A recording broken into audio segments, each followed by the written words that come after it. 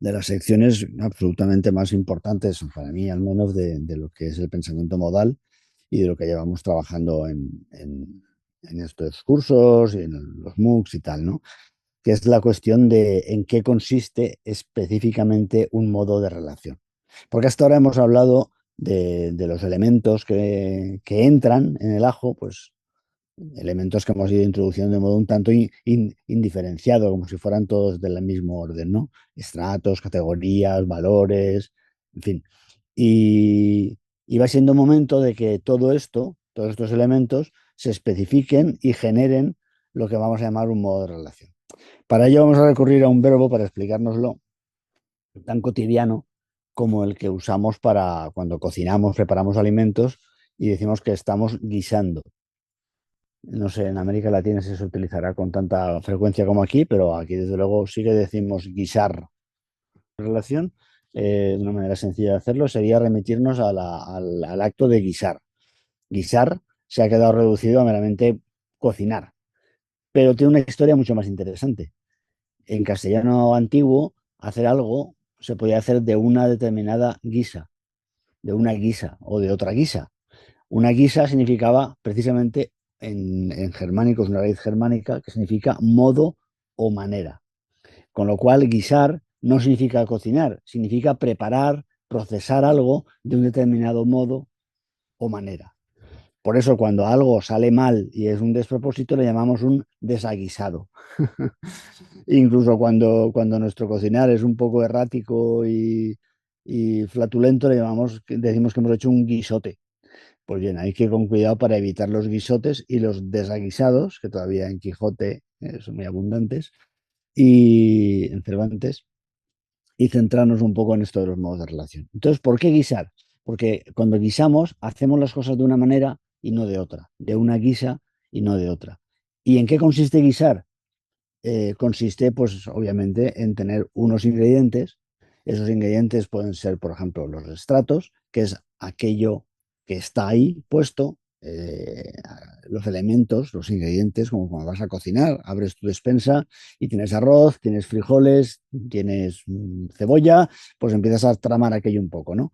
Y toda vez que tienes unos ingredientes, en términos artísticos, esos ingredientes serían pues que tienes un proyecto, tienes un taller montado, de hecho ya, no es lo mismo que sea una idea o un proyecto a que sea un taller ya funcionando.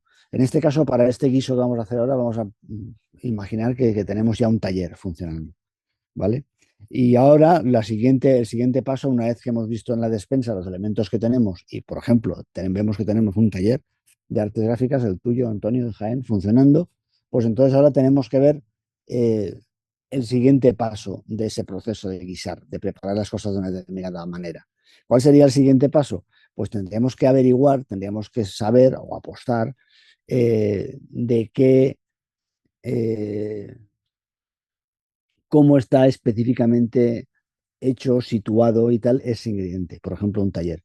Es un taller, y ahí entraríamos con los modos de Megara. ¿Es un taller necesario? ¿Es un taller contingente? ¿Es un taller posible o imposible? Es decir, ¿es viable? ¿Se dan todas las condiciones para que siga funcionando? ¿Tiene amenazas? En ese sentido, puede ser un taller contingente y desaparecer sin dejar huella. O por el contrario, pensamos que es un taller necesario y que sirve para articular pues, una serie de movimientos sociales o de aprendizajes colectivos y compartidos y tal. ¿Vale? Entonces, esa sería la segunda. Planteémonos, por seguir con el ejemplo y por este aguisamiento, como dicen en el mío Cid, en este aguisamiento en el que estamos, descubrimos que tenemos un taller y ese taller resulta que es necesario, porque está vinculado a una serie de movimientos sociales, de iniciativas educativas, políticas, etcétera. ¿Vale? Entonces, tenemos ya los dos primeros pasos de nuestro modo de relación. Tenemos un ingrediente, que es el que vamos a procesar, que es el taller de Antonio, y tenemos una, eh, una apuesta modal sobre cómo funciona ese taller, cuál es su recepción. En este caso decimos que es necesario. Sabemos que tenemos un taller, que ese taller es necesario. ¿Qué viene ahora? Pues si tenemos, claro, lo que tenemos y cómo es, sería el equivalente en lingüística a los sustantivos, a los nombres, y a los adjetivos que califican esos nombres. Tenemos un taller, Un taller es un sustantivo necesario. Necesario es un adjetivo. Pero toda vez que tenemos un taller necesario, tenemos que ponerlo a trabajar, tenemos que ver cómo se mueve. Y ahí entrarían los verbos. Verbos, por ejemplo, podrían ser argein, pollein, pratein, es decir, trabajar desde principios, configurar, construir algo con nuestras manos, o pratein, convertirlo en una práctica, en algo cotidiano, en algo sostenido. Esos serían los verbos de la frase. Tenemos un taller necesario que plantea una práctica. Hay más verbos, verbos hay muchísimos y tenemos que ampliar. Estos tres son tres que hemos usado en algún libro, pero hay otros, por ejemplo, cuatro más, que son los de la estética modal 2, donde hablamos de la estética griega clásica, donde se habla de la mímesis, la poiesis de nuevo, la ápate y la catarsis. Es decir, el reflejar, el taller necesario refleja, imita, reproduce algo, el fabricar, el configurar, el plantear una ilusión, una especie de trampa o de trampa-antojo o de pequeña conspiración, que sería la ápate, o bien nos transfigura y nos purga, nos quita un peso encima, que sería la catarsis, ¿verdad? Entonces, eso son verbos que se aplican a sustantivos que han sido calificados mediante adjetivos. Entonces tendríamos el taller de Antonio, es necesario, es un taller necesario, porque pone en práctica, porque actúa, realiza, transforma. Y aquí vendría el último elemento de una frase, el último mínimo elemento de una frase, que sería el adverbio. ¿Cómo actúa? ¿Cómo ejerce su práctica el taller necesario? Y ahí entraríamos con cuatro adverbios. Los limito a unos pocos para manejarnos. Evidentemente se pueden ampliar con toda tranquilidad. Estos cuatro, por ejemplo, para que entendáis a qué me refiero con adverbios, serían lo que hacemos épicamente, bajo el modo de lo épico, de la epopeya, de aquello que es, bueno, pues un combate singular. Ahora reiremos sobre ello. Lo épico, lo cómico, lo lírico y lo trágico. Entonces no es lo mismo ejercer tu tarea, tu práctica, de un modo épico, épicamente, ahí está el adverbio, a hacerlo cómicamente o trágicamente o líricamente, que sería algo restringido al yo, al sujeto, al individuo aislado. Entonces, y simplemente por tomar el aire, respirar y que podamos hacer un dibujo en que se vea esto, cuando guisamos, es decir, cuando generamos un modo de relación, ponemos juntos en una misma enunciado, en una proposición, ponemos una serie de sustantivos, adjetivos que los califican, verbos que especifican la acción y adverbios que dan información sobre cómo se hace aquello que se hace y que hemos explicado aquí con estos cuatro. Por estos cuatro elementos, sustantivos, adjetivos, verbos, adverbios, son, por así decir, básicos prácticamente en cualquier proposición, en cualquier construcción de algo que queramos que funcione, que recoja complejidad y que produzca complejidad, o sea, cualquier modo de redacción. Pero también puede haber otros ingredientillos, otros elementos que vayan por ahí. Por ejemplo, muy importante, las preposiciones. No es lo mismo que el taller actúe necesariamente, bla, bla, bla, bla, desde una situación determinada o contra una situación determinada. La preposición, perdón, como su nombre indica, nos predispone, es decir, especifica las condiciones de partida. Y es bueno saber, como os digo, si empezamos con algo o sin algo. Si os acordáis de las preposiciones en el cole, a, ante, cabe, con, ¿no? ¿Verdad? Según, sin, sobre, tras, pues entonces todas esas especifican condiciones de partida, condiciones de contexto, que es bueno tenerlas claras para entender mejor el modo de relación que estamos tramando. Y por importar, importa también mucho los artículos. Lo, el, la, lo, un, una, uno. Para empezar, porque, por ejemplo, introduce una matización de género muy importante. Y hay muchas situaciones, pues si eres una investigadora o un artista o haces teatro o haces gráfica, pues seguramente te vayan las cosas de manera diferente si utilizas el artículo el o utilizas el artículo la. Igual ahí tenemos problemas específicos. Nuestro modo de relación se encuentra, que obviamente podemos estar seguros que no es deseable que así sea, pero es bueno que sepamos que nos podemos encontrar con diferencias también en función de cuál sea el artículo que sea pertinente aplicar aquí. O sea, cuál sea nuestra identidad de género. No es lo mismo un acto aislado que un acto. De hecho, y ahora yendo para atrás, pues quizá, bueno, todos los demás elementos están explicados en los libros. Más nuevo es los adverbios, es decir, lo épico, lo cómico, lo lírico y lo trágico. Estos cuatro, o más bien debemos decir, lo épicamente, lo que se hace de un modo épico, lo cómicamente, lo líricamente y lo trágicamente, tienen también una correlación con esto del plural de los artículos que decías.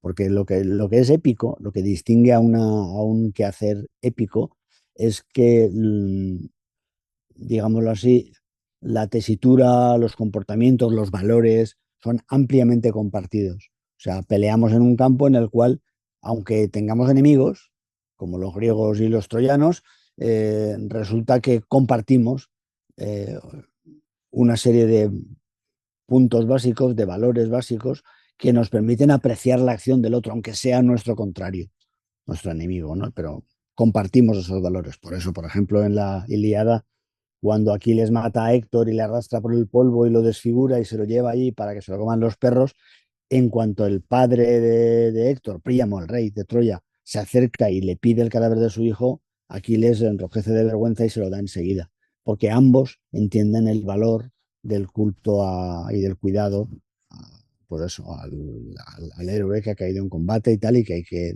merece un respeto. Y ahí no hay una especie de desencuentro, es pura colectividad, es un nosotros. Digamos que lo épico es siempre un nosotros. En cambio, lo cómico, que sería lo que vendría luego, ya no es un nosotros, sino más bien es un yo en nosotros. O sea, es una voz discordante, una especie de Pepito Grillo. Es quien hace una broma. Broma, en griego, a todo esto, alude a un bicho, a un molusco bivalvo que se come la madera de los barcos cuando están sumergidos y se come los pilotes donde se amarran los barcos. La broma es un yo en nosotros porque es un bichillo que aparece en la flota, ¿verdad? En la armada esa que es en nosotros y como a lo tonto, como si fuera una broma, va royendo los barcos y los hunde. Esto estaba en la época de los griegos y ha seguido mientras han habido barcos de madera, siendo una de las grandes preocupaciones de los almirantes del mundo. Entonces, lo cómico es un yo en nosotros, es un molusco, un bicho que va royendo y que acaba cargándose ese gran conjunto que era lo épico. Por eso, cuando aplicamos un adverbio u otro, no aplicamos el que nos da la gana, aplicamos el que de hecho estamos habitando, ¿no? Entonces, este sería el de lo cómico, pero enseguida saltamos, esto es un atractor, pasamos de lo épico, que sería como lo necesario, a lo cómico, que sería lo contingente, y volvemos a subir haciendo el 8, ¿verdad?, hacia el modo de lo posible. El modo de lo posible tiene el adverbio de lo lírico, de lo líricamente. La lírica siempre ha sido un género poético vinculado a la soledad, vinculado al aislamiento, a el yo, tal cual. Si antes teníamos un nosotros en lo épico y un yo en nosotros en lo cómico, ahora derivamos hacia un puro yo. Que oye, que no está, suena terrible el puro yo, pero a veces no hay otra, ¿no? Nos desacoplamos o nos vemos desacoplados de repente sin haberlo planeado siquiera y entonces estamos solas, estamos solos. Y cuando estamos solos, el modo de lo lírico, lo que sentimos líricamente, es, digamos, lo más pertinente o lo más cercano a la situación que habitamos. Y finalmente, para cerrar el ciclo de los cuatro adverbios, quedaría lo trágicamente, lo que sucede trágicamente. En la tragedia, en Hamlet, en Antígona, lo que aparece es ya un nosotros en yo. Es decir, hay una serie de valores, de fuerzas colectivamente asumidas cuyo advenimiento, cuya trascendencia seguramente ignoramos, como ignora a Edipo que el viejete al que ha matado es su padre, o ignora a Antígona hasta qué punto va a llegar el tirano ejerciendo la ley y tal, eh, lo trágicamente se distingue porque hay un sacrificio, porque alguien o algo tiene que ser sacrificado, tiene que ser destruido para dar lugar, si ese es el caso, a un nuevo orden, a una nueva epopeya, a una nueva épica, a un nuevo nosotros.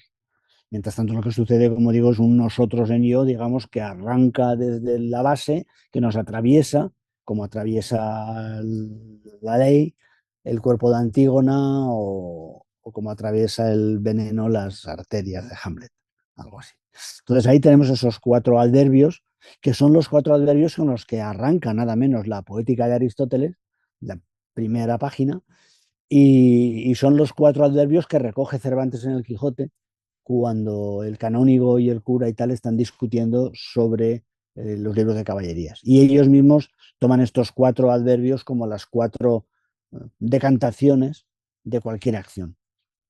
De hecho, trabajando el otro día sobre la historia de lo que ha sido la heroína en los barrios, aquí pues en sitios como Ciudad Real o ya bajando, ya obviamente en Madrid y tal, veíamos que la gente vive y muere.